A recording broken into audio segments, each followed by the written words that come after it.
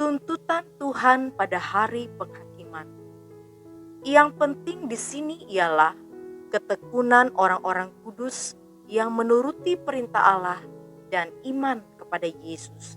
Wahyu 14 ayat 12.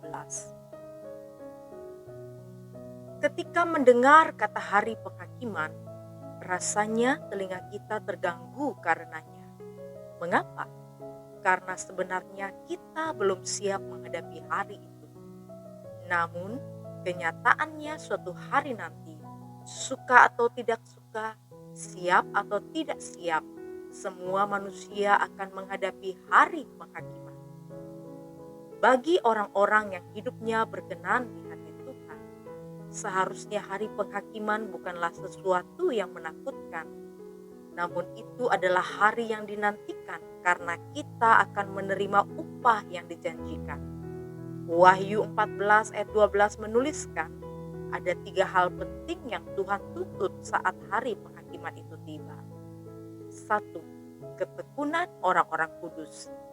Kata ketekunan adalah kata kerja aktif, yang berarti suatu tindakan yang dilakukan terus-menerus, tidak terpengaruh oleh situasi atau kondisi. Begitulah seharusnya orang-orang kudus di dalam mengerjakan keselamatan. Tekun. Dalam situasi atau kondisinya seperti apapun, kita tetap mengerjakan keselamatan sampai akhir, sampai Tuhan Yesus datang, sampai hari penghakiman tiba. 2. Menuruti perintah Allah. Menuruti perintah Allah hanya bisa kita lakukan kalau kita rela menyalibkan kedagingan. Firman Tuhan berkata, roh memang penurut, tetapi daging lemah.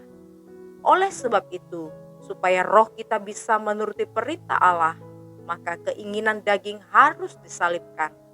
Semakin kita mengisi kehidupan kita dengan perkara-perkara rohani, maka roh akan memimpin kita kepada perbuatan-perbuatan yang benar dan memuliakan Tuhan.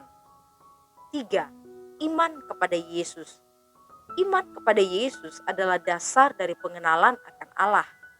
Bagaimana mungkin seseorang bisa percaya kepada firman Tuhan kalau ia tidak mengenal Tuhan yang berfirman? Oleh sebab itu, percaya kepada Yesus Kristus sebagai Tuhan dan Juru Selamat adalah langkah awal hidup di dalam pertobatan. Beriman kepada Tuhan Yesus dibuktikan dengan kita percaya kepada apa yang Ia firmankan. Firman-Nya adalah kebenaran yang tidak terbantahkan, sebab Ia sendiri adalah kebenaran. Jadi jelas, kalau orang beriman kepada Yesus, ia percaya kepada firman-Nya, ia menghidupi firman-Nya, dan hidupnya diubahkan. Yang sebelumnya hidup tidak benar, tetapi setelah terima Yesus hidup di dalam kebenaran. Hidupnya menjadi segambar dan serupa dengan Tuhan Yesus dan menghasilkan buah-buah pertobatan. Inilah yang dituntut oleh Tuhan pada akhirnya, yang harus kita pertanggungjawabkan di hari penghakiman kelak.